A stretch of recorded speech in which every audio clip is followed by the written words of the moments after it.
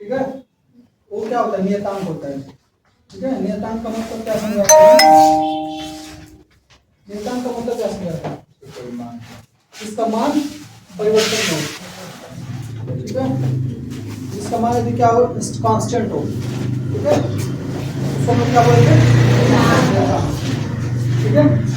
लेकिन अभी मैं क्या कह रहा हूँ कि चालक का भी जो प्रतिरोध होता है कुछ फैक्टर्स पे डिपेंड करता है, कुछ फैक्टर्स पे क्या होता है, निर्भर होता है। ठीक है, जैसे कि मैंने 3 फैक्टर लिखाए थे, कौन कौन सा, एक चालक की क्या लंबाई, ठीक है, दूसरा अनुप्रस्थ काट का क्षेत्रफल, अनुप्रस्थ काट का क्षेत्रफल, अनुप्रस्थ काट क्या बोला था मैं,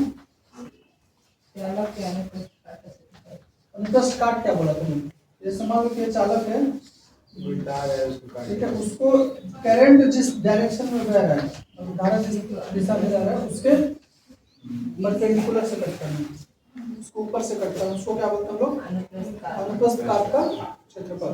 ठीक है, और तीसरा पॉइंट क्या बोला था, पदार्थ पे भी डिपेंड करता है।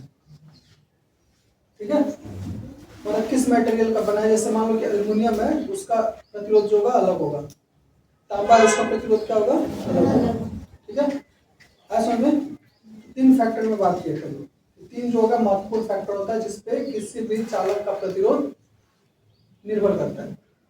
ठीक है, अब हम लोग आगे देखेंगे कि कैसे निर्भर करता है, मतलब चालक की लंबाई से किस प्रकार प्रतिरोध जो होगा प्रभावित होगा, इसको हम देखेंगे। ठीक है, तो उस पर हमारा एक फार्मूला बन के आता है, उसका डालो चालक की लंबाई पर।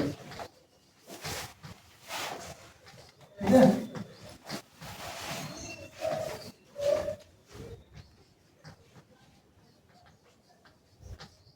ठीक है, तो चालक की लंबाई को हम लोग पढ़ेंगे कि चालक की लंबाई से कैसे निर्भर करता है।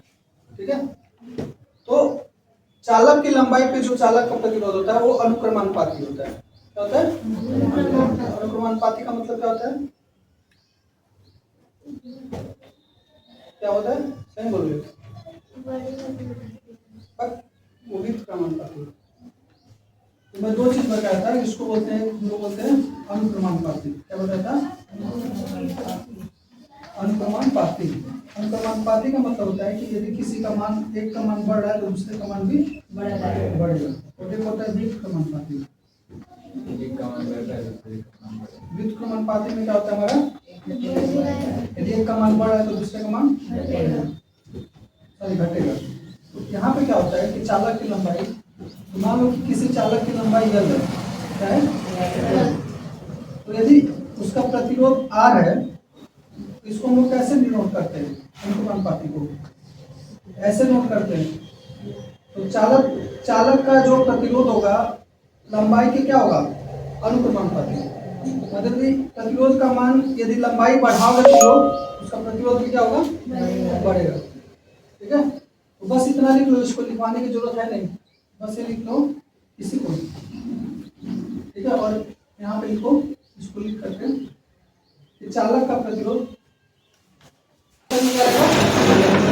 अब इसको लिखने के बाद ये लिख लो। ठीक है, अब इसको हम लोग क्वेश्चन नंबर 1 में लिखते हैं।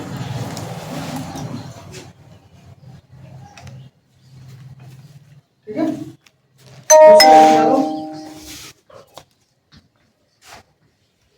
चालक के अनुप्रस्थ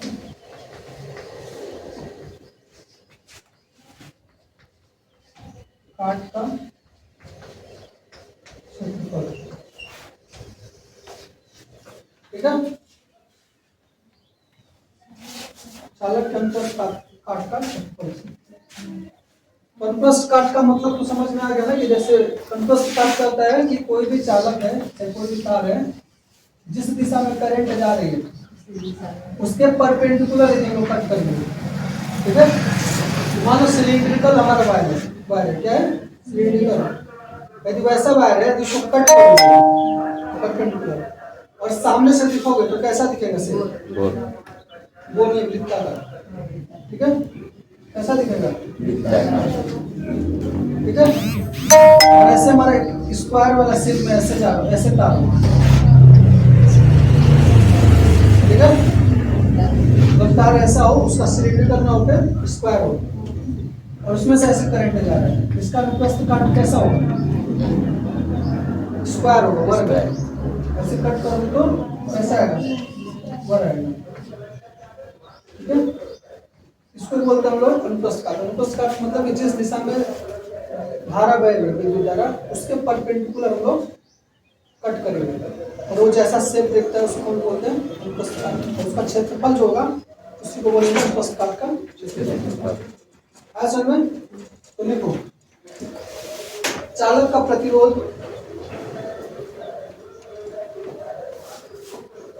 चालक का प्रतिरोध अनुप्रस्थ काट के क्षेत्रफल के व्युत्क्रमानुपाती होता है। अनुप्रस्थ काट के क्षेत्रफल के व्युत्क्रमानुपाती का मतलब एक का मान बढ़ेगा तो दूसरे का मान घटेगा। मतलब कि R जो होगा व्युत्क्रमानुपाती में क्या हो जाता है? 1/3 हो जाता है, ठीक है। मतलब R का मान यदि बढ़ाएंगे हम लोग, A का मान क्या होगा? घटेगा। ऐसा नहीं, ठीक है। इसीलिए इसको ऐसे होता है, R डायरेक्टली प्रोपोर्शनल टू 1/8, ठीक है।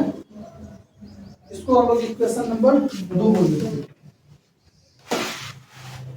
ठीक है। देखो बेसिकली किसको, इसको ऐसे समझो, धारा को समझो। किसी, मान लो कि हमारे पास कोई पाइप है, ठीक है, जिसमें क्या हो रही है? पानी बह रहा है, ठीक है। तो धारा को पानी समझो, और जो तुम्हारा पाइप है उसको समझो कि तार, मतलब चालक, ठीक है। अब एक चीज बताओ, तुम्हारे पास एक पतला पाइप है और एक तुम्हारे पास बड़ा पाइप है, दोनों में तुमको पानी मतलब बहाना हो, किसमें इजली जाएगा पानी? बड़े वाले। इसीलिए देखो, जब ए पर मतलब ए का मान जब बढ़ रहा है, आर का मान क्या होगा? आर क्या चीज है? आर क्या है? प्रतिरोध। प्रतिरोध का मतलब विद्युत धारा को रोकने की क्षमता। तो जब क्षेत्रफल बढ़ाओगे तो उसको रोकने की क्षमता क्या होगा? घटेगा। तो हमेशा धारा को पानी की तरह देखना, और चालक को कैसे देखना? पाइप की तरह। अब एक बताओ, हमारे पास छोटा पाइप है और एक हमारे पास बड़ा पाइप है, मतलब लंबाई एक जगह बड़ा है और एक छोटा है, किसमें पानी बहाने में ज्यादा टाइम लगेगा? ज्यादा टाइम लगेगा बड़े वाले। मतलब बड़े, जैसे ही तार की लंबाई बढ़ाओगे वैसे ही पानी बहने की क्षमता कम होती जाएगी, क्योंकि उसमें प्रतिरोध क्या होगा? बढ़ेगा। इसीलिए जब लंबाई हम लोग बढ़ा रहे हैं तो प्रतिरोध क्या हो रहा है? हमारा बढ़ रहा है। लंबाई बढ़ा रहे तो हमारा क्या हो रहा है? प्रतिरोध का मतलब क्या होता है? उसको रोकने की क्षमता। तो जिसमें आसानी से जाएगा उसमें रोकने की क्षमता कम होगी। प्रतिरोध वही होता है ना, रोकने की क्षमता। तो जिसमें आसानी से बह रहा है उसमें रोकने की क्षमता क्या हो रही है? कम हो रही है। और जिसमें मुश्किल से बह रहा है उसमें रोकने की क्षमता ज्यादा होती है। प्रतिरोध का मतलब ही होता है कि उसको रोकने की। आज समझ में? तो यहाँ से समझना है, जब ये क्वेश्चन में कंफ्यूज हो तो हमेशा पाइप को चालक की तरह देखना और विद्युत धारा को पानी की तरह। एक चीज को ध्यान रखना, जब हम लोग अभी चीजों को, जब हम लोग प्रतिरोध को जब हम लोग श्रेणी क्रम में या समानांतर क्रम में जोड़ेंगे तो ये चीज को ध्यान रखना कि हम लोग धारा को क्या लेके चल रहे हैं? ठीक है, ये याद रखना, क्योंकि इसको मैं यूज करके तुम्हारा डेरिवेशन करवाऊंगा, ठीक है। और चालक का मतलब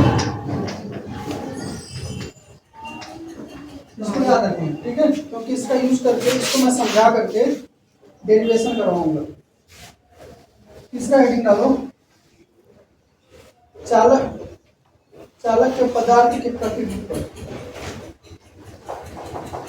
चालक का प्रतिरोध भिन्न भिन्न पदार्थों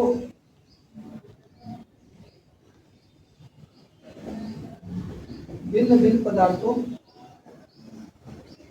से निर्मित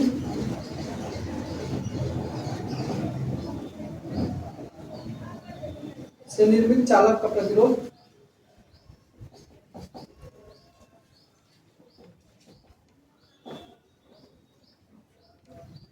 भी भिन्न भिन्न होगा।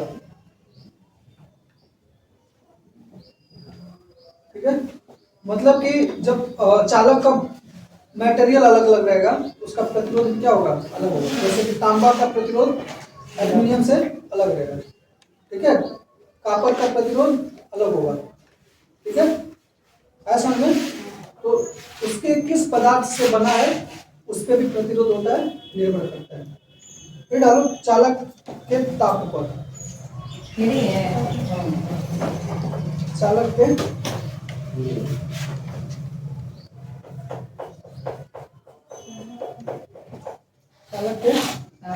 ताप पर। ठीक है, देखो किसी भी चालक का प्रतिरोध, किसी भी चालक का प्रतिरोध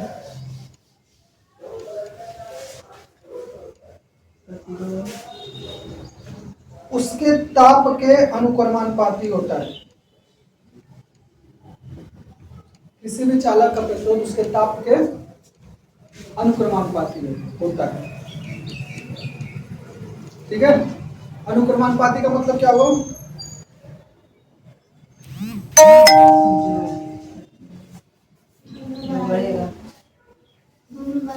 बढ़ेगा। तो यदि मान लो किसी चालक का तापमान हम लोग बढ़ा रहे हैं तो उसका प्रतिरोध बढ़ेगा कि घटेगा,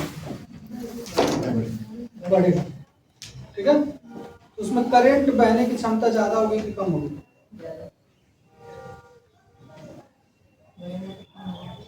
तो क्या कर जाता है। प्रतिरोध क्या होता है, करंट बहने का उल्टा होता है। यदि प्रतिरोध बढ़ रहा है तो करंट बहने की क्षमता कम होगा, उल्टा होता है। ठीक है, तो जब तापमान बढ़ेगा तो उसका क्या होगा, प्रतिरोध बढ़ेगा। तापमान बढ़ेगा तो प्रतिरोध बढ़ेगा, लेकिन करंट बहने की क्षमता कम होगी, क्योंकि प्रतिरोध के उल्टा होता है। ठीक है, ऐसा में मतलब मान लो एक तापर, मान लो कोई तार है, सपोज करो एल्यूमिनियम का तार है। ठीक है, पहले तुम इसको 20 डिग्री सेल्सियस पे यूज कर दो। ठीक है, फिर सेम तार है जिसका क्षेत्रफल और ताप, इसका क्षेत्रफल और लंबाई दोनों सेम है, और इसको मान लो तुम यूज कर रहे हो 40 डिग्री सेल्सियस पे। ठीक है, तो किसमें करंट इजीली बहेगा, किसमें करंट ज्यादा इजीली बहेगा, ए मान लो और बी मान लो, एम बहेगा कि बी में बहेगा, किसमें इजीली करंट बहेगा। हाँ, कितने लोग ए वाले, हाँ देखो कितने लोग ए वाले हो, कितने लोग बी वाले हो।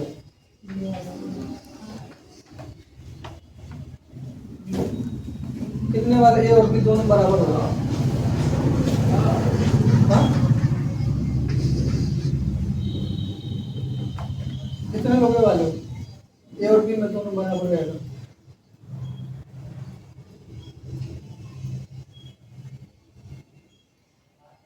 ए वाले लॉजिकली सोचो, मैं क्या बोला हूं कि यदि किसी भी चालक का तापमान ज्यादा रहेगा, तापमान ज्यादा होने का मतलब प्रतिरोध ज्यादा होगा, प्रतिरोध ज्यादा होगा तो करंट कम बहेगा। किसमें करंट कम बहेगा, बी में। किसमें करंट कम बहेगा, मतलब ए में करंट जो होगा ज्यादा आसानी से बहेगा। हाँ समझ में, क्योंकि कम 20 डिग्री सेल्सियस क्या है, कौन ज्यादा है, 20 डिग्री सेल्सियस 40 वाला ज्यादा है। इसका मतलब कि जो आर ए होगा, आर ए और आर बी में कौन ज्यादा होगा, आर बी ज्यादा होगा, क्योंकि ये दोनों क्या होता है, अनुक्रमानुपाती होता है। ठीक है, तो जो आई का मान होगा, आई मतलब करंट, इसमें करंट ज्यादा होगा क्योंकि आर और आई उल्टा होता है। समझ में, समझ में आ रहा है कि नहीं? ठीक है, तो ऐसे कर एमसीक्यू में ऐसा कंफ्यूज करके क्वेश्चन आता है। ठीक है, वो आएगा ऐसे पूछ देगा कि मान लो दो तार दिया ए और बी, ठीक है, दोनों का मान लो जो प्रतिरोध आर ए और आर बी है, ठीक है, ए का तापमान हमारा 20 डिग्री सेल्सियस हो और बी का तापमान यदि 40 डिग्री सेल्सियस हो, और दोनों जो है सेम तार से बने हैं, दोनों का लंबाई सेम है, दोनों का न्यूज स्टार्ट का क्षेत्रफल सेम है, तो निम्नलिखित में से कौन सा सही होगा? बोलेगा I is greater than I B, फिर बोलेगा कि I B is greater than I A, फिर तीसरा देगा I equal to I B, और चौथा देगा इनमें से कोई नहीं। तुम कौन सा मार के आओगे? कौन? बी वाले बोले, बी वाला। और कितना नंबर आएगा फिर? 0, माइनस आएगा, माइनस वन। तो अगर हम तो सब सही करके आए थे, क्या हो गया? हाँ, लॉजिकल देखना है। लॉजिक क्या देखोगे कि भाई तापमान ज्यादा है तो प्रतिरोध भी क्या होगा? ज्यादा होगा। तापमान ज्यादा है तो प्रतिरोध ज्यादा होगा। और प्रतिरोध और विद्युत धारा क्या होता है? एक दूसरे के व्युत्क्रमानुपाती होता है, बराबर नहीं होता है, व्युत्क्रमानुपाती होता है। तो मतलब यदि प्रतिरोध ज्यादा है तो करंट क्या होगा? कम होगा, और करंट प्रतिरोध कम है तो करंट ज्यादा होगा। ऐसा समझ ना, कंफ्यूज नहीं होगा। ठीक है, हो गया? आगे बढ़ा जाए, इसको करना है जल्दी से।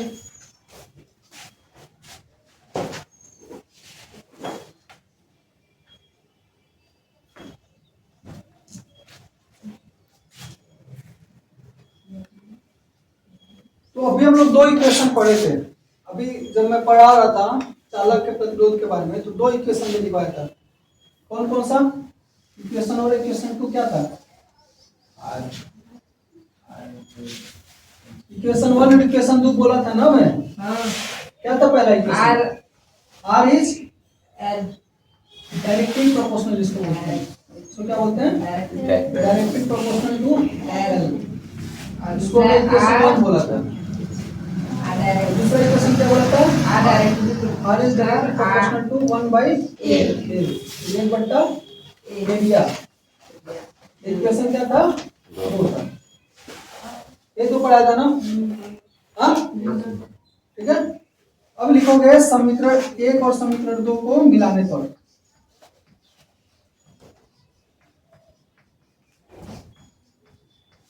ठीक है, मतलब हम क्या करेंगे? दोनों इक्वेशन को एक साथ करते हैं, एक साथ जोड़ देते हैं। ठीक है, तो हमारे पास क्या है? R is directly proportional to L by A. हो जाएगा ना? इन दोनों को मिलाने पे यल से 1 में गुणा हुआ तो यल हो जाएगा। हाँ। नीचे यल। ठीक है, ऐसा में। अब याद करो कि मैं बोला था कि इसको यदि हम लोग हटाते तो हमेशा क्या आता है? इसको यदि हम लोग बराबर में कन्वर्ट करते हैं तो हमेशा एक नियतांक आता है। ठीक है, यहाँ पे जब हम इसको हटाएंगे तो क्या जाएगा? हमारे पास एक नियतांक आएगा, जिसको हम लोग बोलते हैं, ऐसे नोट करते हैं, इसको बोलते हैं लोग रो। बोलते हैं लोग, बोलो रो। ठीक है, ये हो गया यल और ये। ठीक है, फिर इसको ऐसे कोष्ठक में लिखो, या आगे जो लिखा रहा हूं उसको लिखो।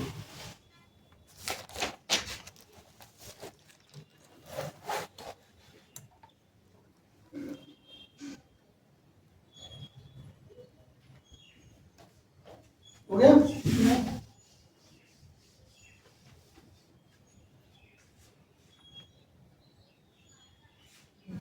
यदि इस चैप्टर से जो जितने टॉपिक हम लोग प्रतिरोध में पढ़ाए हैं उसमें से परिभाषा कभी भी पूछेगा, लिख के रखो, इसी के बारे में पूछेगा वो क्या है। एक पढ़ दिखवा रहा हूँ, ठीक है, क्योंकि रुलाने वाला टॉपिक इसलिए पूछेगा जरूर। 1 नंबर में परिभाषा इस चैप्टर से आएगा। मतलब प्रतिरोध के बाद से जितना चीज हम लोग लिखे हैं उसमें भी 2 चीज देखो इंपॉर्टेंट है। तो मैं हर चीज बताने जा रहा हूँ क्या क्या चीज इंपॉर्टेंट है। प्रतिरोध के बाद से जितना परिभाषा में लिखा है, यदि उसमें से एक नंबर का क्वेश्चन पूछेगा तो 2 क्वेश्चन पूछ सकता है। एक पूछेगा कि चालक का प्रतिरोध किस किस फैक्टर पे डिपेंड करता है, ठीक है। वही 3-4 फैक्टर जो लिखा है उसको लिख देना। लंबाई पे, क्षेत्र, अनुप्रस्थ के क्षेत्रफल पे, तापमान पे और पदार्थ पे, ठीक है। ये लिख देना। एक नंबर में पूछेगा तो बस एक पॉइंट लिख करके छोड़ देना है, ठीक है। या तो ये पूछेगा कि रो क्या होता है, ठीक है। ये 2 बहुत इंपॉर्टेंट चीज है। तो लिखो, यहाँ पे उतार लिए, लिखो जहां रो एक नियतांक है इसके बाद से, लिखो जहां रो एक नियतांक है,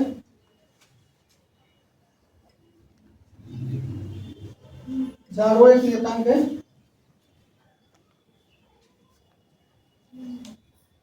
जिसे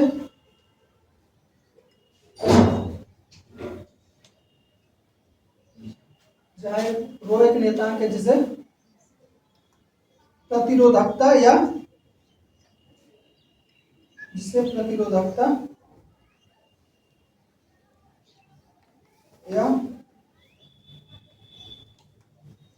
विशिष्ट प्रतिरोध करते हैं।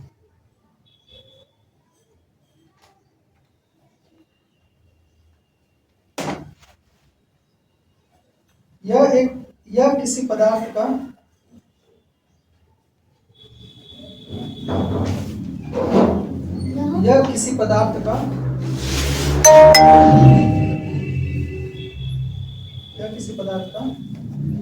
अभिलाक्षणिक गुणधर्म होता है।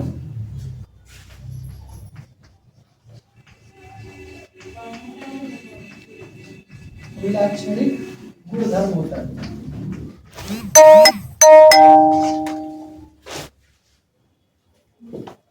ठीक है। तो देखो हम लोगों ने कितने फैक्टर पढ़े थे। पदार्थ का जो प्रतिरोध होता है लंबाई पे, अनुप्रस्थ के क्षेत्रफल पे, तापमान पे और पदार्थों पे निर्भर करता है। हमको यल और तो दिख रहा है, लंबाई और क्षेत्रफल दिख रहा है, 2 चीज नहीं दिख रहा था उसमें। इक्वेशन में तापमान और क्या बोला था मैं, पदार्थों के कौन से पदार्थ से बना वो नहीं दिख रहा था। वो जो प्रॉपर्टी होता है वो रो पे होता है, मतलब ए जो होता है ये लंबाई और क्षेत्रफल पर निर्भर करता है, किस पदार्थ से मिलकर बना है, चाहे किस तापमान पे काम कर रहा है, वो चीज होता है वो रो दिखाता है, वो 2 दर्शाता है। इसको हम लोग बोलते हैं प्रतिरोधकता। क्या बोलते हैं? प्रतिरोधकता या फिर विशिष्ट प्रतिरोध, ठीक है। विशिष्ट प्रतिरोध या प्रतिरोधकता जो होता है वो किसका प्रॉपर्टी होता है, किस पदार्थ से मिलकर बना है, ठीक है। लंबाई क्षेत्रफल से मतलब ये है किस पदार्थ से मिलकर के बना है वो रो दर्शाता है, ठीक है।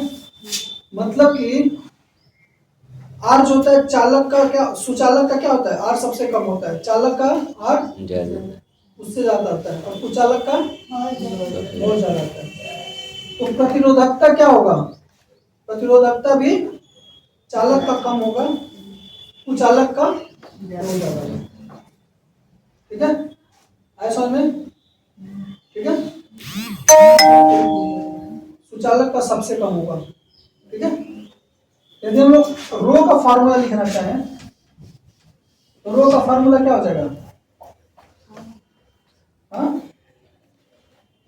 अरे इसी से निकालो ना। रो का यहाँ से क्या हो जाएगा, आर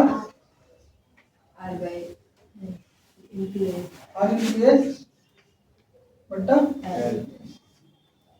जो क्या रो का फार्मूला, ठीक है। हाँ समझ में आया। अब एक टास्क तुमको अपनी तरफ से दे रहा हूं, रो का एसआई इकाई बताना है। एसआई इकाई क्या होता है पता है ना, तो बताओ क्या होगा, कैसे निकालोगे, फार्मूला से निकालोगे, फार्मूला से बताओ क्या होगा।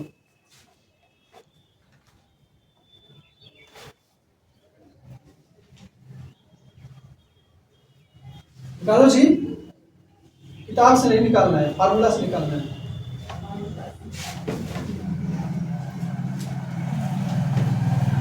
देखो आर का इकाई क्या होता है? प्रतिरोध का इकाई क्या है? एसआई इकाई। एसआई यूनिट क्या है? ओम। ठीक है, ओम ऐसे लिख सकते हम लोग। ये का एरिया का क्या होता है? एरिया का क्या होता है? Square metre. और एल का क्या होता है? ठीक है, मीटर से 1 मीटर से 1 मीटर क्या होगा? क्या बचेगा? ओम मीटर। इसका यूनिट क्या हो जाएगा? समझ में? लिख लो इसको, लिखो रो का इकाई यूनिट। इसको लिखने के बाद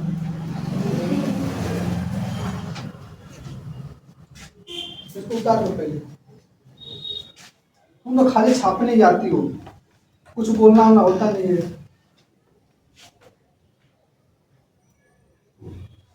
ये पे डॉक्टर बनने जा रही हो।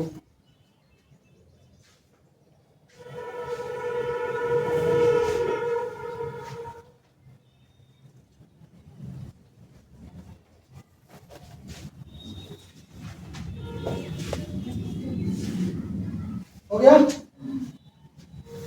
तो एक चीज जो मैं हमेशा करवाता हूं, जैसे हम लोग स्टार्टिंग से हम लोग करते आ रहे हैं, एक कूलाम को परिभाषित करना, एक वोल्ट को परिभाषित करना, एक ओम को परिभाषित करना, एक एम्पियर को परिभाषित करना। ऐसे ही मान लो क्वेश्चन आ जाए कि एक ओम मीटर को परिभाषित करना।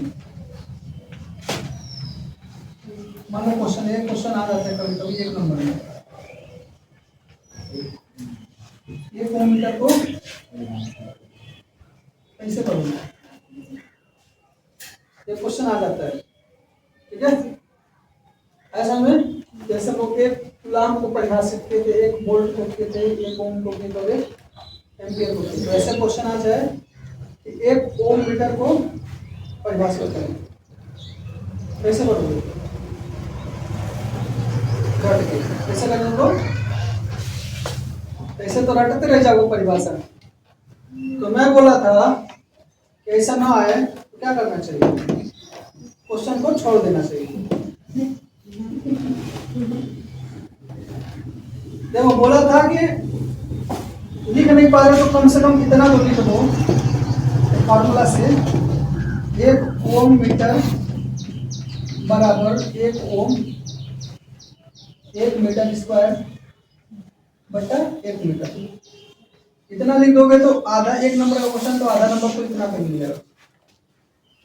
ठीक है, सब में क्या करना है? एक एक लिख देना है, 1 ओम, 1 मीटर स्क्वायर और 1 मीटर, 1 मीटर। तो आधा नंबर तो इस पर लिख देना। ठीक है, और आधा नंबर वो जो परिभाषा बोल रहा हूँ उसको लिख देना। आज समझ में?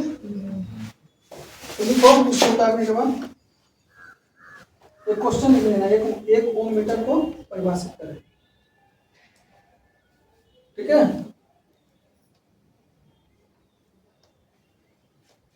फिर फार्मूला लिख लेना। मेरे जैसा एग्जामिनर रहेगा तो इसी पे एक पूरा नंबर दे दूंगा। ठीक है, नहीं कुछ होते हैं अच्छे एग्जामिनर जो समझते हैं कि भाई इसको लिखना नहीं आ रहा है स्टेटमेंट, बट इसको कॉन्सेप्ट समझ में आ रहा है, कुछ एग्जामिनर इसी पे नंबर देते हैं पूरा।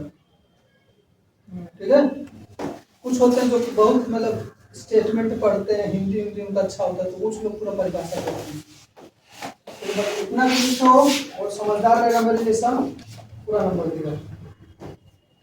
हाँ, लिखो,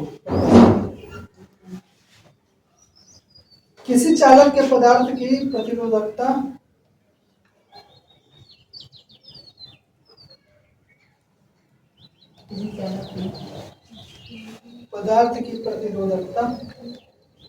या विशिष्ट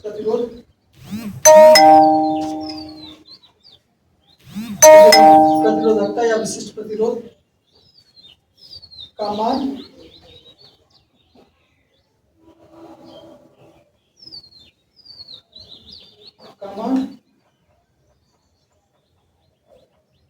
1 ओम मीटर के बराबर, 1 ओम मीटर के बराबर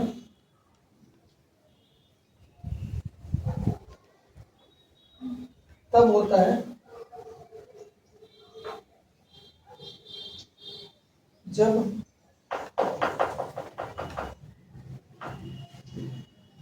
उस पदार्थ के 1 मीटर लंबे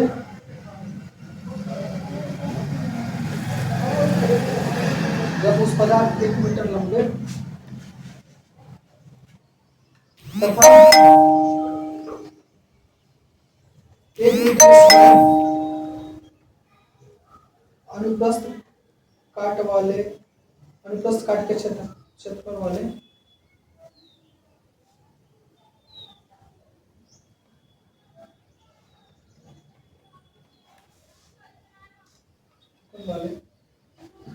एक ओम प्रतिरोध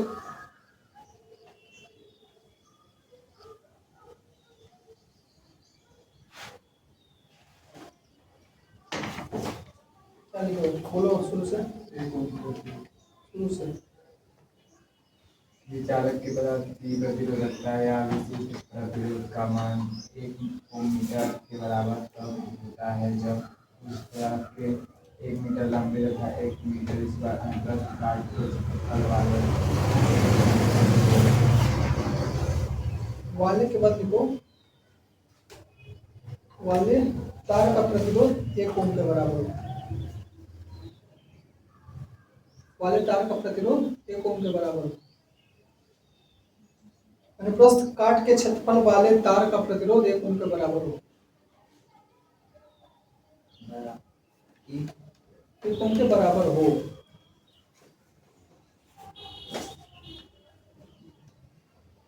ठीक है, तो वही जो फॉर्मूला है ना उसी को मैं लिखवा दिया हूँ कि मतलब यदि किसी तार है, ठीक है, उसका मतलब समझो क्या है कि मान लो कोई तुम्हारे पास तार है जिसका प्रतिरोध कितना हो 1 ओम, उसका अनुप्रस्थ काट का क्षेत्रफल कितना हो 1 मीटर स्क्वायर हो और उसका लंबाई कितना हो 1 मीटर, तो जो उसका प्रतिरोधकता होगा कितना होगा 1 ओम मीटर होगा। ठीक है, यही जो फॉर्मूला है। यदि कोई मान लो तार हो जिसका प्रतिरोध 1 ओम हो, अनुप्रस्थ काट का क्षेत्रफल 1 मीटर स्क्वायर हो और लंबाई कितना 1 मीटर हो, उसका जो प्रतिरोधकता होगा कितना होगा 1 ओम मीटर। तो वही चीज को मैंने स्टेटमेंट में लिखवा दिया। ठीक है, उसको रटने की जरूरत नहीं है, तुमको ये फॉर्मूला यदि याद है तो तुमको अपने स्टेटमेंट में अपने भाषा में लिख सकते हो। ठीक है, उस पर नंबर नहीं कटेगा। इसको उल्टा भी लिख सकते हो, यदि कोई तार है जिसका प्रतिरोध 1 ओम हो, अनुप्रस्थ काट का क्षेत्रफल 1 मीटर स्क्वायर हो और लंबाई 1 मीटर हो, तो उसका जो प्रतिरोधकता होगा 1 ओम मीटर होगा। इसको ऐसे भी लिख सकते हो। ठीक है, तो स्टेटमेंट तो कैसे भी लिख सकते हो, बस तुमको लॉजिक समझ में आना चाहिए, कॉन्सेप्ट समझ में आना चाहिए, फॉर्मूला समझ में आना चाहिए। यदि फॉर्मूला तो उसको अपने भाषा में कैसे भी लिख सकते हो, उसको रटने की जरूरत नहीं है। अब 4 लाइन रटोगे तो दिमाग में गोबर नहीं भरेगा, खाली मतलब हर परिभाषा भरते रहोगे तो क्या होगा। हाँ, इसीलिए रटना नहीं चाहिए कभी। ठीक है, रटना नहीं चाहिए। ठीक है, आर को क्या बोलते हैं? आर को कभी से पूरा चैप्टर खत्म हो जाने आर को क्या बोलते हैं, मतलब उसी के बारे में पढ़े ना हम लोग। आर को क्या बोलते हैं हम लोग? आर का मात्रा को मैं बोलते क्या है? आर क्या है भाई? इसको इस पोर्शन को हटा देना, नहीं तो बेइज्जती हो जाएगा स्कूल का। पूरा चैप्टर खत्म है, तुम लोग आ रहे नहीं, पता क्या है क्या होता है? प्रतिरोध होता है। जितना शर्मा क्यों हो रहा है तुम लोग, जैसे लग रहा है कि मतलब आर क्या होता है? प्रतिरोध होता है। उसका मात्रक क्या है? ओम। कुछ अलग मतलब कुछ ऐसा पढ़ा रहा हूँ क्या जो अभी तक नहीं पढ़ा है? इसलिए कह रहा हूँ नोट्स बना लिया करो। नोट्स आज जाके बनाओगे ना, भले 10 ही मिनट पढ़ो लेकिन उसका नोट्स बनाओ, वो चीज तुमको रिवाइज हो जाता है। ठीक है, नहीं तो ऐसे पढ़ोगे 2 हफ्ते बाद तो सब नया नया लगेगा। अरे क्या हो गया, मतलब मैं तो था कि नहीं क्लास में, ऐसे लगेगा। एक हर दिन का जाओ, उसको एक बार बस 10 मिनट लगेगा, बस उसको छाप दो तो तुमको कभी नहीं वो चीज याद भूलेगा।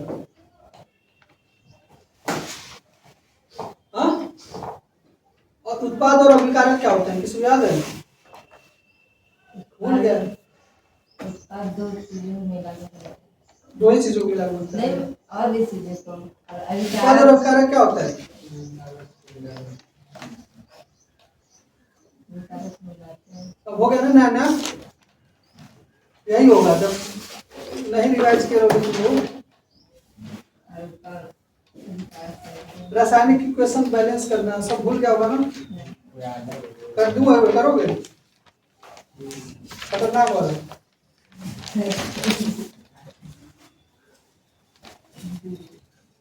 तो ऐसे होगा, भूल जाओगे सब धीरे धीरे। तो जाते टाइम जाने के बाद तुरंत उसको रिवाइज कर लो, 10 मिनट ही लगेगा। ठीक है, कम पढ़ो लेकिन उसको रिवाइज ज्यादा करो। ठीक है, ज्यादा पढ़ने से कुछ नहीं होता है, कम पढ़ो, कॉन्सेप्ट तुमको पूरा अच्छे से आए, उसको भूलो मत, वो इम्पोर्टेंट है। ठीक है, तो प्रतिरोध देखो, अभी इसका पूरा समरी बना, इस पूरे चैप्टर का मैं समरी बताता हूँ। इस चैप्टर का हम लोग कहाँ से शुरू किए थे? उधर से, पहले बोर्ड उधर था, वहां से शुरू किया था, है कि नहीं? हाँ? आवेश से शुरू किया था हम लोग। तो मैं क्या बोला था, आवेश क्या होता है? सब भूल गया। आवेश क्या होता है? आवेश जो होता है किसी भी पदार्थ का वह भौतिक गुण होता है जिसके कारण वो विद्युत आकर्षण या प्रतिकर्षण महसूस करता है। ठीक है, कौन सा आकर्षण प्रतिकर्षण? विद्युत। विद्युत लिखना जरूरी है, खाली आकर्षण प्रतिकर्षण लिख के आ जाओगे तो नहीं सही है। आवेश की वजह से कोई पदार्थ कौन सा आकर्षण महसूस करता है? विद्युत आकर्षण महसूस करता है, उसको क्या बोलते हैं हम लोग? आवेश। आवेश को नोट किससे करते हैं हम लोग? क्यू से। किससे नोट करते हैं हम लोग? आवेश का मात्रक क्या होता है? कूलम। आवेश का मात्रक क्या होता है? कूलम। ठीक है, यहाँ तक खत्म हो गया। फिर मैं बोला था कि आवेश होता किसके वजह से? तो इलेक्ट्रॉनों की कमी या इलेक्ट्रॉनों की अधिकता के कारण से होता है। ठीक है, यदि किसी पदार्थ पे इलेक्ट्रॉनों की कमी है तो उसके पास धनात्मक होगा कि ऋणात्मक होगा? क्या होगा? इलेक्ट्रॉनों की कमी है तो क्या होगा?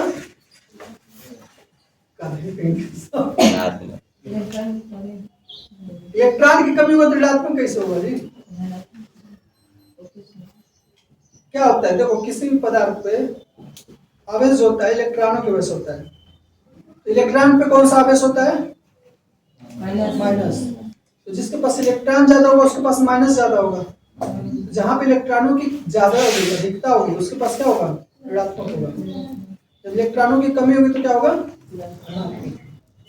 समझ में आ रहा? समझ में ना? मतलब जो आवेश होता है इलेक्ट्रॉनों की वजह से होता है, और इलेक्ट्रॉन का मतलब होता है निगेटिव चार्ज। इलेक्ट्रॉन का मतलब क्या हो गया? Negative charge. यदि किसी पदार्थ के पास इलेक्ट्रॉनों की अधिकता है उसके पास निगेटिव चार्ज की अधिकता होगी, मतलब उसके पास ऋणात्मक आवेश होगा, और किसी के पास इलेक्ट्रॉन की कमी है तो धनात्मक आवेश होगा। ठीक है, तो आवेश कितने पदार्थ के होते हैं? कितने? यार जान मुझके किया है, इसको दिखा है लेकिन जान मुझके ऊपर फंसाया। बताओ आवेश कितने प्रकार के होते हैं? कौन कौन से? ऋणात्मक और धनात्मक। ए समानवा कहाँ आ रहे हो जी? बार बार वीडियो में आ रहे हो। ठीक है, फिर आवेश का गुणवत्ता बताता हूँ। क्या बताता है कि हमेशा जो समान प्रकार के आवेश होते हैं एक दूसरे को क्या करते हैं? प्रतिकर्षण करते हैं, दूसरे से दूर भागना चाहते हैं। और असमान प्रकार के क्या होते हैं? नजदीक आना चाहते हैं। ठीक है, ये क्या हो गया? चार्जों का गुणवत्ता हो गया। दूसरा गुणवत्ता क्या बनाया था? यदि चार्ज का यदि हमको पता करना हो कि उसके कितने इलेक्ट्रॉन की वजह से आवेश है तो उसका एक फार्मूला बताया था। कौन सा? T = 2 ठीक है, ये पहला फार्मूला था। ठीक है, तो यहाँ पे आवेश का खत्म हो गया। तो फिर हम लोग पहुंचे थे धारा की तरफ। तो धारा क्या होता है? धारा क्या होता है? आवेश के प्रवाह के दर को। दर का मतलब क्या बताया था मैं? दर में बताया था कि कहीं पे भी भौतिक विज्ञान में चाहे रसायन विज्ञान में कहीं भी दर पाओ उसका मतलब क्या होता है, समय से भाग देते हैं। ठीक है, बताया था ना। दूरी के चाल, मतलब जब चाल को हम लोग प्रभावित करते थे एकांकिक समय में चली गई दूरी को चाल करते हैं, तो वहां पे भी जो समय से वो प्रभावित भाग देते हैं। ठीक है, जैसे कि हम लोग वेलोसिटी, जब वेग पढ़े होंगे, तो वेग क्या होता है, विस्थापन के दर को वेग करते हैं, वहां पे भी क्या करते हैं लोग, समय से भाग देते हैं। ठीक है, त्वरण पढ़े होंगे जब 9th में, तो त्वरण क्या होता है, वेग परिवर्तन के दर को त्वरण कहते हैं। तो वहां पे भी दर जब आता है, तो दर का मतलब क्या होता है, इस समय से भाग देना। तो यहाँ पे क्या है कि आवेश प्रवाह के दर को क्या करते हैं हम लोग,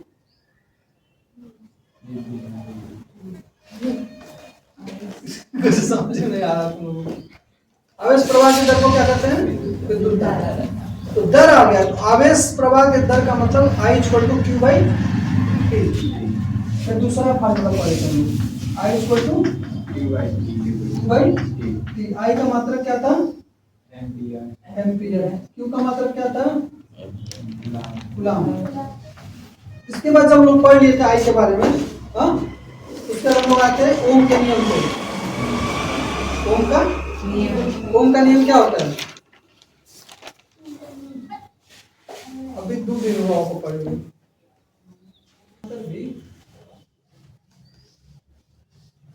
तथा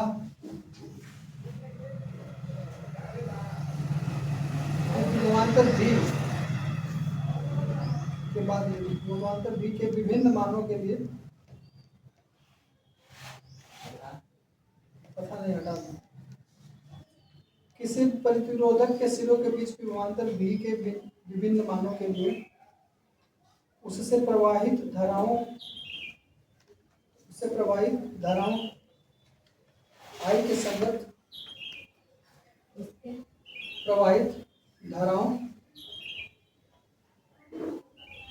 संगत निम्न मान दिए गए। मतलब कि एक टेबल दिया गया है, इसमें क्या दिया गया है, हर V के लिए एक I का मान दिया गया है। ठीक है, समझ में। तो V का मान यदि ये 1.6 है, Y का मान कितना है, 0.5। ठीक है, फिर V का मान 3.4 है, Y का मान कितना है, 1.0। ठीक है, फिर इसका मान 6.7 है। ठीक है, तो I का मान जो दिया है 2.0। ठीक है, फिर इसका दिया 10.2। ठीक है, 3.0।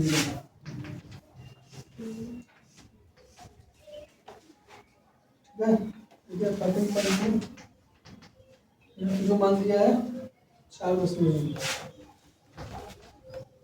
ठीक है, इसमें क्वेश्चन क्या दिया है, V तथा I के बीच ग्राफ खींचकर, V तथा I के बीच ग्राफ खींचकर प्रतिरोधकता का प्रतिरोध निकालिए। V तथा I के बीच ग्राफ खींचकर प्रतिरोधकता का प्रतिरोध निकालिए। करो, स्टार्टिंग से पहले से सब क्वेश्चन सॉल्व करो। ठीक है, पहला हो गया, कितने में हो गया बताओ, मुझे बताओ कितना है आंसर, बोलो जी, कितने लोग हो गए पहले,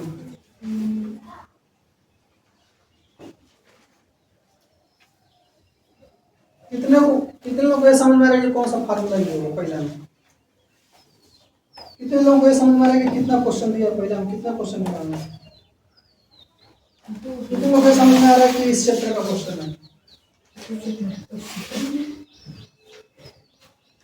यार है नहीं सबको, इसी चैप्टर का क्वेश्चन है, कैसे पता चला,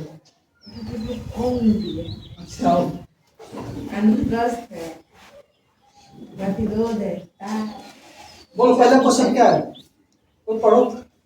किस L लंबाई तथा एक अनुप्रस्थ तार का प्रतिरोध एक नहीं, ए ओम है, इसी पदार्थ के किसी अन्य तार का प्रतिरोध क्या होगा जिसकी लंबाई L/2 तथा क्षेत्रफल 2a है। ठीक है, पहले बताओ फार्मूला कौन सा यूज होगा।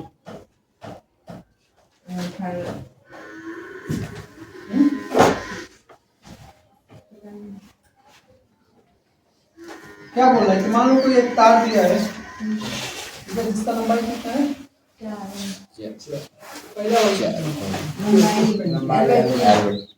पहले क्या दिया है, L पहले क्या दिया है, L है, और 10 का क्षेत्रफल क्या है, ठीक है, ऐसा समझ में। और मान लो इसका प्रतिरोधकता जो है रो, क्या है, रो, ठीक है, ऐसा समझ में। इसका फार्मूला क्या हो जाएगा, प्रतिरोध के लिए फार्मूला लिखेंगे तो क्या हो जाएगा, इसके लिए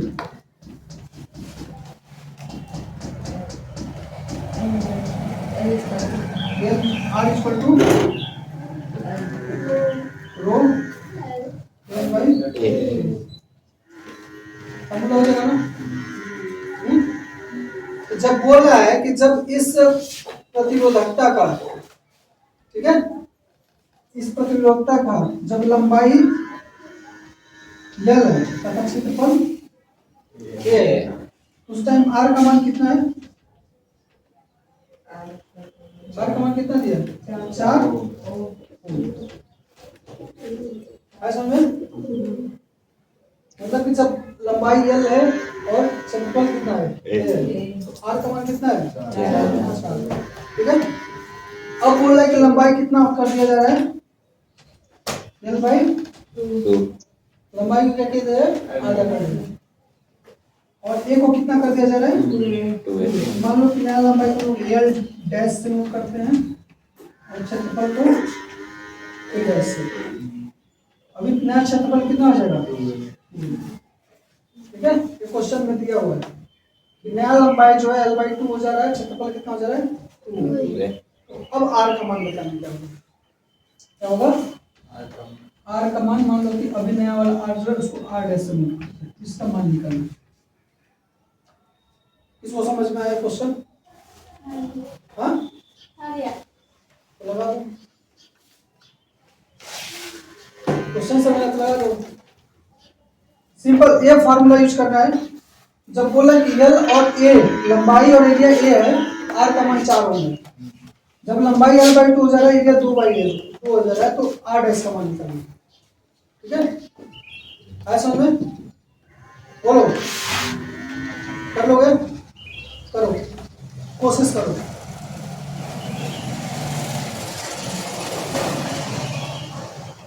ट्राई करो, ट्राई।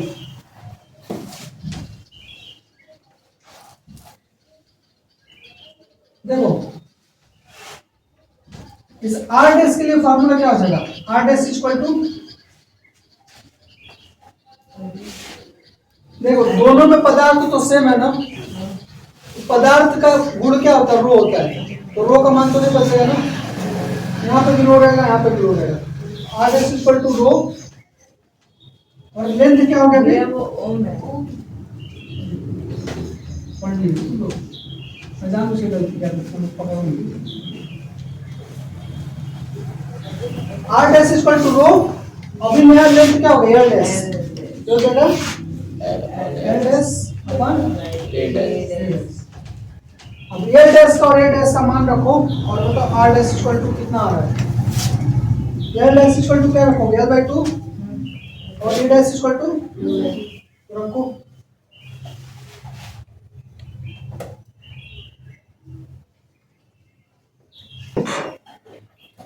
कितना आया, R डैश इक्वल टू कितना आया, बोलो, रो L/4 है, कितने लंबा है,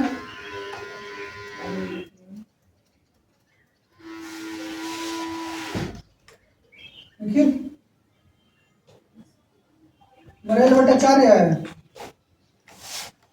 सबका 4 है, तुम्हारा 4 आ रहा है,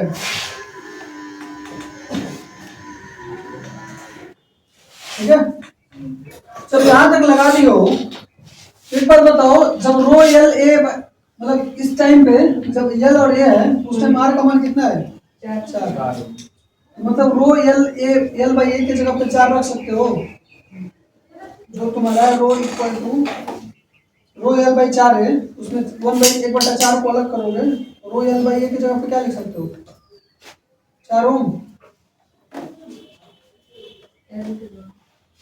अभी तुम्हारा है formula R dash equal to 1/4 rho L बट्टा ए, यही आया ना? रो एल बाई ए की जगह पे 4 ओम रख सकते हो। हाँ, क्योंकि इस टाइम पे प्रतिरोध का मान कितना है? 4। तो इसके जगह पर हम लोग रख सकते हैं ना, रो एल बाई ए की जगह पे 4 रख के देखो, बताओ आर डैश का मान कितना है?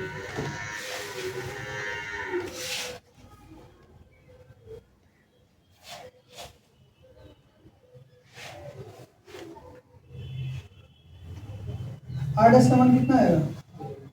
1 ओम। क्या आएगा? सबका है?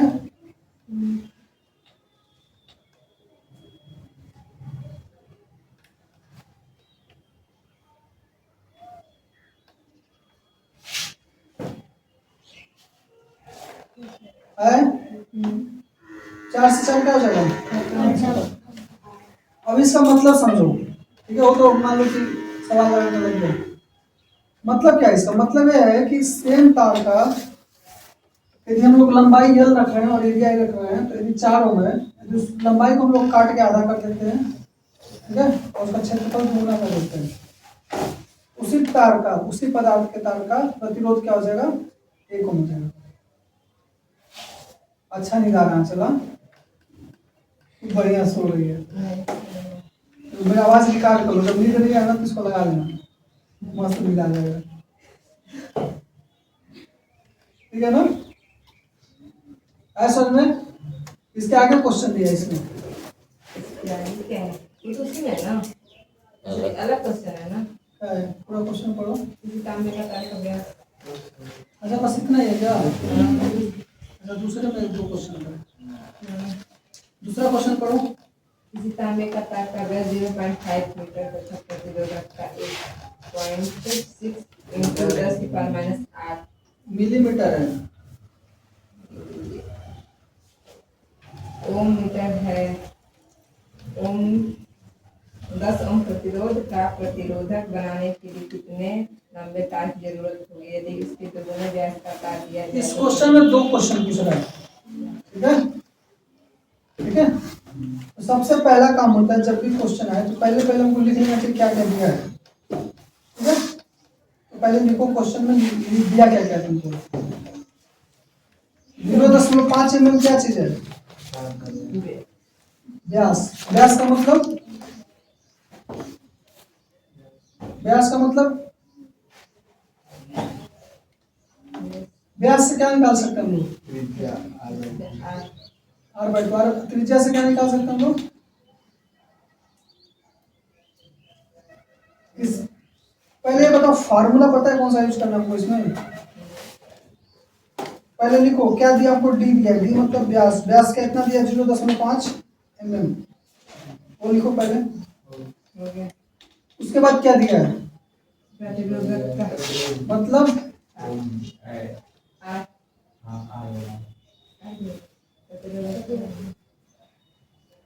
इकाई क्या दिया है?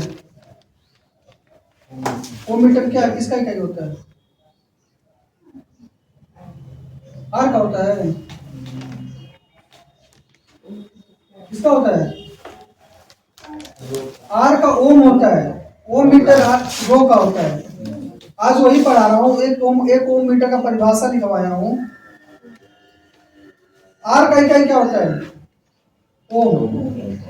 रो का इकाई क्या होता है? ओम मीटर। ठीक है, दोनों में क्या अंतर है? प्रतिरोध और प्रतिरोधकता में क्या अंतर है? प्रतिरोध और प्रतिरोधकता में क्या अंतर है? रो है।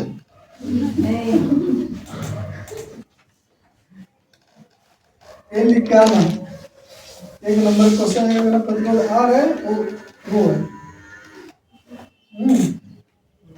ठीक है, आपको विद्युत धारा की परिभाषा लिखेंगे, इतना विद्युत धारा आई होता है।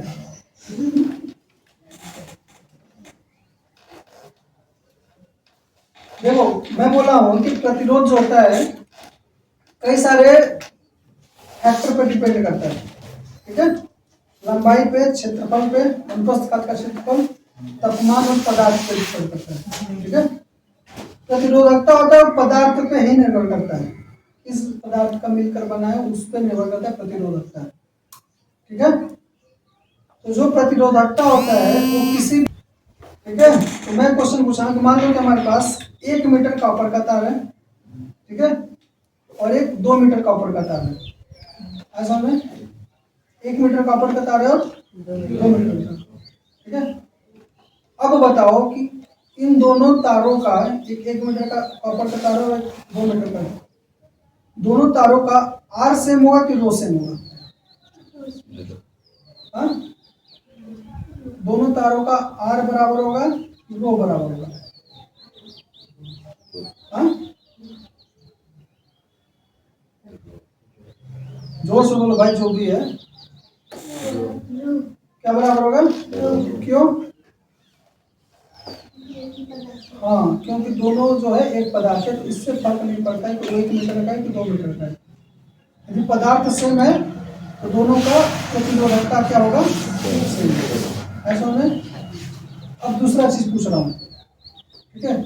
सपोज करो कि तुम्हारे पास 1 मीटर का तांबे का तार है और उसका क्षेत्रफल जो है 1 मीटर स्क्वायर है, ठीक है। इसमें जब भी क्षेत्रफल बात कर रहा हूँ तो क्षेत्रफल का मतलब है अनुप्रस्थ काट का क्षेत्रफल, ठीक है। मान एक तुम्हारा 1 मीटर का तार दिया तांबे का और उसका अनुप्रस्थ काट का क्षेत्रफल जो 1 मीटर स्क्वायर है।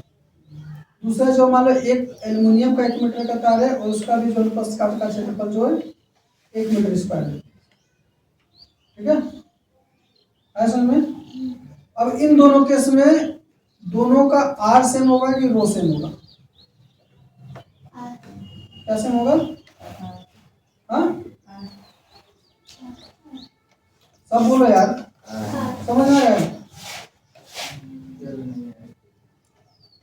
मैं बोल रहा हूँ कि मान लो एक 1 मीटर का एल्युमिनियम का तार है और उसका अनुप्रस्थ काट का क्षेत्रफल भी क्या है? 1 मीटर स्क्वायर। दूसरा मान लो 1 मीटर का तांबे का तार है तो उसका अनुप्रस्थ काट का क्षेत्रफल भी कितना है? 1 मीटर स्क्वायर है। तो दोनों केस में आर सेम होगा कि रो सेम होगा?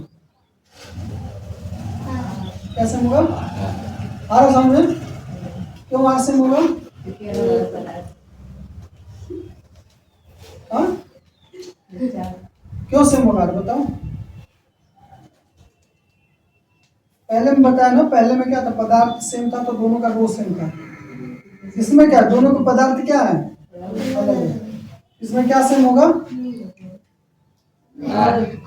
क्या सेम होगा? कुछ भी नहीं सेम होगा, गधो। आर जो होता है किसका प्रॉपर्टी होता है? पदार्थ का होता है कि लंबाई का होता है और क्षेत्रफल का होता है। तो जब दोनों का रो अलग है तो आर कैसे सेम होगा? ऐसा समझ में? लंबाई और क्षेत्रफल सेम है लेकिन रो तो अलग है ना। आर जो होता है किसका, रो एल तीनों पर निर्भर करता है। तो जब रो अलग है तो आर कैसे सेम होगा? ऐसा समझ में? पहले केस में रो सेम होगा क्योंकि दोनों सेम पदार्थ से मिलकर बना है, लेकिन दूसरे केस में एक एल्युमिनियम का है एक तांबा का है, दोनों का रो अलग है ना। तो एल और एच सेम है तो रो अलग है ना, आर भी अलग होगा, ठीक है। तो आर कब सेम होगा? जब मान लो कि सेम पदार्थ का बना हो, सेम अनुप्रस्थ काट का क्षेत्रफल हो और सेम लंबाई हो। तो ऐसे सिचुएशन में क्या होगा? दोनों का आर बराबर होगा। ऐसा में इतना समझ में आ गया तो तुमको अभी इसमें कंफ्यूजन नहीं होना चाहिए। आर क्या होता है? हमारा प्रतिरोध है। रो क्या होता है? प्रतिरोधकता होता है। रो क्या है? हमारा पदार्थ की गुणवत्ता है। किसकी गुणवत्ता है? मतलब किस पदार्थ से मिलकर बना है उसकी गुणवत्ता है, ठीक है। और आर क्या है? आर तीनों का मिलकर गुणवत्ता है, रो एल और ए, ठीक है। ऐसा में ठीक है। अभी जो क्वेश्चन दिया उसमें क्या दिया है? डायमीटर दिया है। क्या दिया है? और दूसरा क्या दिया है, 2 मीटर जो दिया क्या दिया है, प्रतिरोध का मतलब सिंबल में बताओ, रो क्या दिया है, और उसके आगे क्या बोल रहा है, 10 ओम प्रतिरोध के प्रतिरोधकता बनाने के लिए कितना लंबाई चाहिए, तो मतलब 10 ओम क्या दिया है, 10 ओम क्या है, आर। इस फार्मूले में क्या क्या दिया है, आर दिया है, रो दिया है, और जब डायमीटर दिया है तो उससे हम लोग क्षेत्रफल निकाल सकते हैं। किसी भी वृत्त का डायमीटर दिया है तो उससे क्षेत्रफल निकल जाएगा। 0.5 mm जो दिया क्या दिया है, व्यास। व्यास से क्या निकाल सकते हो, त्रिज्या निकाल सकते हो, और त्रिज्या से क्या निकाल सकते हो, वृत्त का क्षेत्रफल। वृत्त का क्षेत्रफल का फार्मूला क्या होता है, वृत्त के क्षेत्रफल का फार्मूला क्या होता है, पाई आर स्क्वायर। याद नहीं है जी, हाँ है शिशु में तो हमको याद था।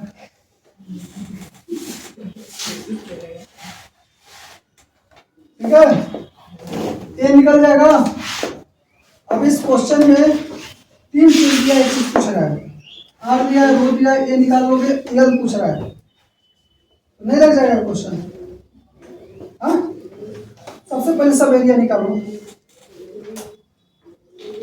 एरिया निकालो। डायमीटर कितना दिया है, 0.5। क्या चीज, एम एल नहीं होता, एम एम होता है, एम एल।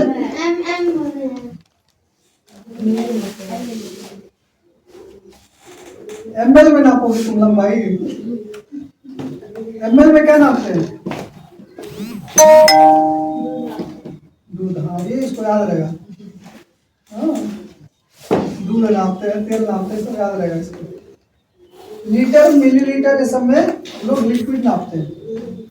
ठीक है, ऐसे में मीटर में लोग लंबाई नापते हैं। ठीक है, दुकान पे जाने का ना, एक मिलीलीटर कपड़ा दीजिएगा, मार के भगा देते।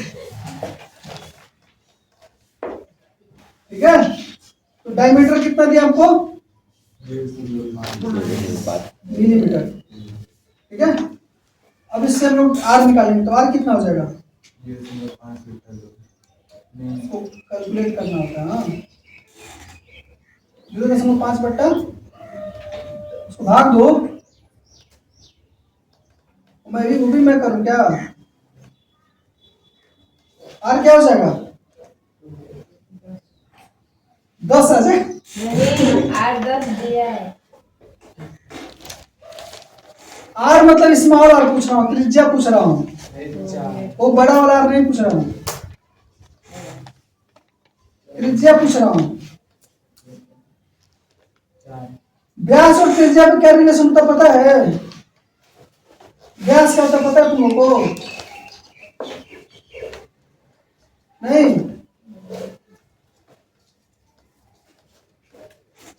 वृत्त नहीं पढ़े तुम लोग कभी,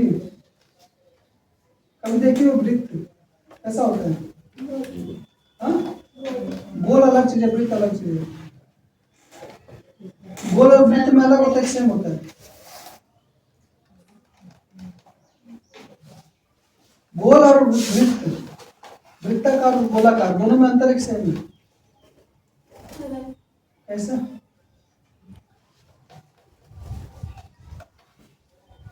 बोलो नहीं, वृत्ताकार और गोलाकार दोनों अलग है कि सेम है। हाँ, कितने लोगों का कि सेम है, कितने लोगों का सेम है। हाँ, कैसे रोहित पूछ रहा हूँ, क्या कि हम बोले हैं इसलिए बोलो। वर्गाकार और घनाकार दोनों सेम है कि अलग है, कैसे,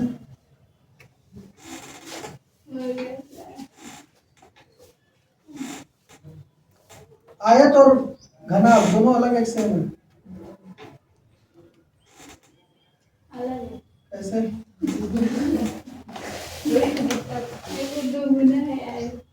दो गुना कैसे? तू कैसे जानेगी? बोलो, वृत्त और गोल दोनों में अंतर एक सेम है। देखो क्या होता है, जितना भी बोला, आयत, वृत्त और घन, सॉरी वर्ग, ये सब 2D डायग्राम है, मतलब एक पेज पे बना सकते हो। और बाकी सब बोला, गोला हो गया, चाहे घन हो गया, चाहे घना हो गया, सब क्या है? 3D है। 2D और 3D में अंतर क्या होता है कि जो आयत है चाहे जो वृत्त है, इनका केवल लंबाई और चौड़ाई है, इनका ऊंचाई नहीं है, हाइट नहीं है। इस आयत बनाओगी क्या हो गया? लंबाई और चौड़ाई हो गया। बट जो घन होता है उसका हाइट में होता है, मतलब एक तीसरा दिशा में होता है।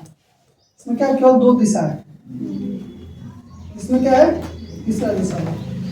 यही अंतर होता है, ठीक है। बाकी जो घन होता है, घना होता है, चाहे गोला होता है, इसमें 3 डायमेंशन होते हैं, ठीक है, एक्स वाई जेड। बाकी जो होते हैं वृत्त या फिर आयत या फिर वर्ग, इसमें कितने डायमेंशन होते हैं? 2। कितने होते हैं? ठीक है। लाइन में कितने डायमेंशन होता है? 1। लाइन केवल एक ही डायरेक्शन में जाता है, एक ही दिशा में जाता है। बिंदु का कितना दिशा होता है? 0। ऐसे में बिंदु 0 दिशा होता है, लाइन में 1 दिशा होता है। और आयत हो गया, वृत्त हो गया या फिर घन हो गया, इसके कितने दिशा होते हैं? 2। घन के नहीं, घन के 3 होते हैं। तो मैं बीच बीच में चेक कर रहा हूँ, हाँ गलती हो तो पकड़ लिया करो तुम लोग। मैं जानबूझ के गलती करता हूँ, तुम लोग लगता है भैया गलती करती है, लेकिन मैं जानबूझ के मैं चेक करता हूँ। ऐसे बोलने से एक और फायदा होता है, गलती कर दोनों लोगों को लगेगा कि जानबूझ के है कि नहीं। मान लो ऐसे बार बार कर रहा हूँ, मान लो कभी जानबूझ के गलती हो गया तो तुम लोगों को लगेगा कि भाई जानबूझ के गलती की है कि नहीं। आज समय वृत्त जो होता है वो क्या है? 2D diagram. क्या है? 2D diagram. मतलब इसमें क्या होता है, इसको केवल एक पेज पे बना सकते हो या फिर एक सैंपल बना सकते हो, ठीक है। तो जितने भी 2D डायग्राम होते हैं उनका क्षेत्रफल होता है, उनका आयतन नहीं होता है, ठीक है। कभी वर्ग के आयतन का फार्मूला नहीं पढ़े होंगे, तो तुमको याद है? हाँ, आयत का आयतन का फार्मूला याद है? कितना याद है? नहीं होता है। इनका क्या होता है? केवल क्षेत्रफल होता है, ठीक है। वैसे वृत्त का क्या होता है? केवल क्षेत्रफल होता है। तो वृत्त का क्षेत्रफल, वृत्त मतलब कि इसका त्रिज्या होता है, ठीक है। तो वृत्त का क्षेत्रफल का मान लो इसका त्रिज्या r है, तो इसका क्षेत्रफल क्या होता है? हमको d कितना दिया है, मतलब व्यास कितना दिया है? व्यास दिया है 0.5 मिलीमीटर। तो जो त्रिज्या होता है वो व्यास का आधा होता है, ये जो पूरा होता है इसको व्यास बोलते हैं लोग, और इसके आधा को क्या बोलते हैं लोग? त्रिज्या। तो त्रिज्या निकालेंगे तो क्या आ जाएगा? 3/2, मतलब 0.5/2 कितना आ गया? अरे यार इतना में भी 10 का पूरा करना है, हाँ इतना भी करोगे, इतना तो आ जाना चाहिए अभी तक तुम लोग को। 10 से पूरा शिशु में करते हैं तब 10 भाग, शिशु में से नहीं 10 भाग, हाँ सीखी थी ना? अरे हाँ, शिशु में ABCD नहीं पढ़ी थी, पहले 10 का भाग दे रही थी, पहले स्कूल में पढ़ी थी,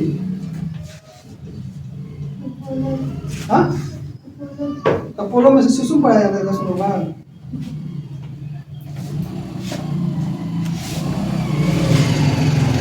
बोलो सही है, हाँ बोलो निकलिए, हाँ मैं कहा हूँ जब भी गलती करो जान बुझेगा, तो यहाँ जान बुझे मैं गलती किया। ये तुम लोग कितना भाग आएगा, कार्य करके चेक करो तुम।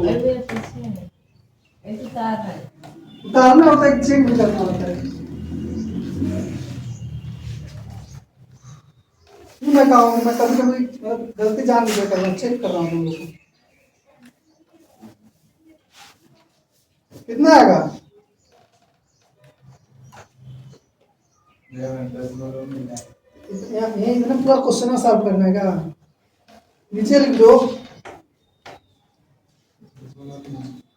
हाँ? 4 है। 2.5 तब भी 4 नहीं आएगा। 5 10 में लगाओगे तो कैसे 4 आ जाएगा जी? ना 10 का गुणा करोगे तो ऊपर 5 हो जाएगा, नीचे कितना आ जाएगा? 1/4 1/4 होगा ना, 4 आ जाओ।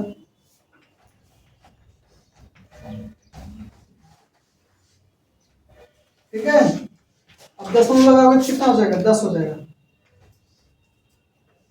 तो भाग दो, कितना आ जाएगा? आएगा ना? अब सही है ना?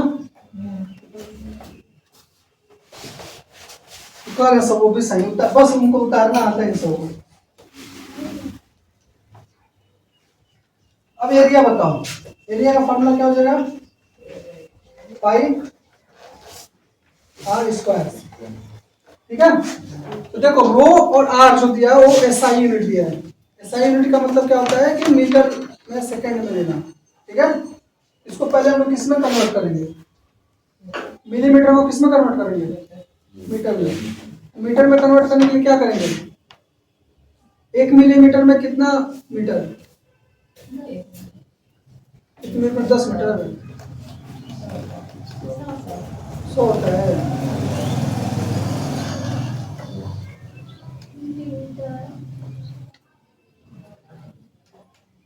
एक मिलीमीटर में कितना मीटर पूछ रहा हूँ? 1000 होता है। मैं उल्टा पूछ रहा हूँ, 1 मिलीमीटर में कितना मीटर है पूछ रहा हूँ।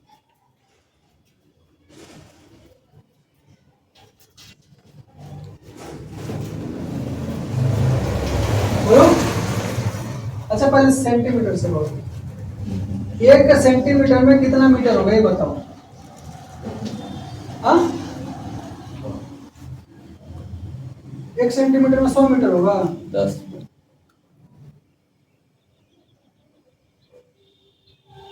अच्छा आलू पे आते हैं लोग, मीटर का नहीं समझ में आ रहा है। ये बताओ 1 ग्राम में कितना किलो होगा? 1 ग्राम में कितना किलो? किलोग्राम। अब समझ में आया?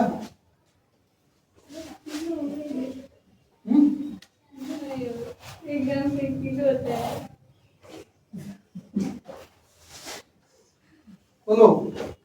अच्छा इसका उल्टा बताओ, 1 किलोग्राम में कितना ग्राम होगा ये बताओ। ये तो होगा ना? 1 ग्राम। देखो आलू के नाम सुनते जा रहे हैं। ठीक है, जब उल्टा करना होता तो क्या करना होता हम लोग को? 1/1000 करना होता, क्योंकि छोटे वाले समूह किसमें जा रहे हैं? बड़े जैसे आश्चर्य हो गई हो, इसलिए मैं यहाँ पे आश्चर्य कर रहा हूँ। जब तुम बोल रहे हो कि 1 सेंटीमीटर में 100 मीटर होता है, इसीलिए मैं कह रहा हूँ कि गलत बोल रहे हो तुम लोग। अब वो समझ में आ रहा है कितना गलती करो ब्लंडर।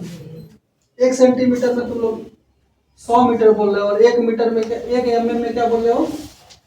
1000 मीटर बोल रहे हो। अब समझ में आ रहा है कितना गलती कर रही हो। जैसे किलो में, जैसे 1 ग्राम में किलोग्राम होता है, तो जब यहाँ पे 1000 बोल रहे हो तो सोचो तुम लोग क्या ब्लंडर कर रहे हो। छोटे से जब भी बड़े में जाते हैं हम लोग हमेशा भाग देते हैं। ठीक है, 1 रुपये में 100 पैसा होता है, 1 पैसा में 100 रुपया नहीं होता है। ठीक है, 1 पैसा में कितना रुपया होगा? 1/100 रुपया होगा। तो ऐसे 1 मिलीमीटर में 1/1000 मीटर होगा। समझ में? तो अभी यहाँ पे 0.25 मिलीमीटर है, इसको मीटर में बदलेंगे तो क्या होगा? कितना से भाग देंगे? 1000 से। तो कितना हो जाएगा? 0.25 बट्टा 1000। यहाँ पे क्या हो जाएगा? मीटर। ठीक है। अब मजा नहीं आ रहा पढ़ने में ना, बहुत ज्यादा हो गया। बंद किया जाए। बताइए। तो 2 ही बजे 5 बजे लोग पढ़ते हैं। ये सही हो जाओगे ना। ठीक है। इसको हम लोग कैसे लिख सकते हैं? 2.5 गुणे 10 के पावर -4 मीटर हो जाएगा। भैया मुझे बस एक चीज नहीं समझ में आ रहा, जब बढ़ता है घटते के कारण वो आ जाता है वहाँ पे, आप इसमें -19 जहाँ था 10 की पावर -19 -18 आ गया था, वो कैसे आ रहा है? देखो ये क्या है? 10 इसको हम लोग क्या लिख सकते हैं? 10 के पावर 3 लिख सकते हैं। हाँ लिख सकते हैं। अब इसको ऊपर लेके जाओ। 0.25 गुणे 10 के पावर -3 हो जाएगा। हाँ ठीक है। अब क्या कर रहा हूं मैं? 1 दशमलव को उधर लेके जा रहा हूँ। ठीक है। 1 दशमलव को उधर लेके जा रहा हूँ। ठीक है। तो जब भी दशमलव के दाएं तरफ जाओ तो एक माइनस बढ़ता है। ठीक है। और इधर लेके आऊं तो एक प्लस बढ़ता है। ठीक है। मतलब कि इसको हम लोग 2 तरीके से लिख सकता हूँ। एक तो 2.5, यदि दशमलव उधर लेके जाओगे तो 10 के पावर क्या होगा? 1 बढ़ जाएगा। यदि सपोज करो इसको इधर लेके आ रहे हो 0.025 कर रहे हो तो क्या होगा? 10 के पावर -2। है समझ में? ठीक है। जब तक इधर जाओगे तो हमारा उसमें क्या होगा? प्लस पड़ेगा। और इधर आओगे तो ये होता कैसे? ये भी देखो। ठीक है। सपोज करो अभी इसको मैं उतार रहा हूँ। मान लो हमारे पास 0.25 गुणे 10 के पावर क्या है? -3 है ना? हाँ। अब क्या करता हूँ मैं? ऊपर नीचे 10 का भाग, ऊपर नीचे 10 का गुणा कर देता हूँ। ऊपर नीचे 10 का गुणा करूंगा तो मान लो कोई फर्क आएगा नहीं। अब इस 10 को इसमें गुणा करोगे तो ये हो जाएगा 2.5। नीचे वाला 10 बचा है। जब नीचे से 10 जाएगा तो क्या हो जाएगा? -1 होगा। -1 इसमें जुड़ जाएगा तो क्या हो जाएगा? -4। यूनिट क्या हो गया यहाँ पे? इकाई क्या होगा? हाँ इकाई पूछ रहा हूँ, एसआई यूनिट मीटर। यही ना कर रहे हैं लोग, मीटर में नहीं कन्वर्ट कर रहे हैं। यहाँ पे क्या हो जाएगा? ठीक है। ये हमारा हो गया। किसका मान हो गया? किसका मान हो गया? त्रिज्या का, आर का, स्मॉल। अब हम लोग क्या निकाला? क्षेत्रफल। क्षेत्रफल का फॉर्मूला क्या होता है? पाई आर स्क्वायर। पाई का मान क्या होता है? 22/4 जब दशमलव में लगाना हो ना तो दशमलव में 22/7 में लिखते हैं, दशमलव में 3.4 लिखते हैं। ठीक है। और आर का मान क्या हो गया? 2.5 गुणे 10 का पावर -4 पूरे का क्या करना है? ठीक है। अब लगाओ तो इसको लगा लेना। मैं इसको ट्रिक बता दूंगा। इसका मान निकाल दोगे तो क्या निकल जाएगा? एरिया। ध्यान से देखो, एरिया निकल जाएगा। आर का मान कितना दिया है क्वेश्चन में? 10 ओम दिया है। और रो का मान कितना दिया है? 1.6 गुणे 10 की पावर -7। आगे ओम। अब ए वाला फॉर्मूला तुमको लाना है, R = ρ L/A। इसमें ए का मान दिया है, रो का मान दिया, आर का मान दिया, इसका मान पूछा है, एल का मान निकाल देना रख पे, ठीक है। इसको कर करके लाना सब कोई, उसके आगे हम लोग कल पढ़ेंगे, ठीक है। बंद कर दो।